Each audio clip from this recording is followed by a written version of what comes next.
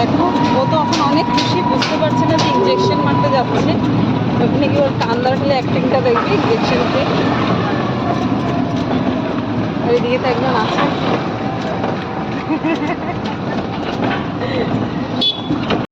এত গরমের মধ্যে যাচ্ছি, ইঞ্জেকশন তো না দিলেও হবে না, দিতেই হবে।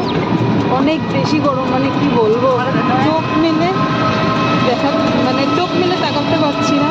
আর দিদিভাইয়ের অবস্থা দেখো, এত গরম, মানে সূর্য মামা যে আমাদের সাথে দুশ্মনী শুরু করে দিয়েছে, কি আর বলবো। তো যাই, ওকে ইঞ্জেকশন মারিয়ে নিয়ে আসি।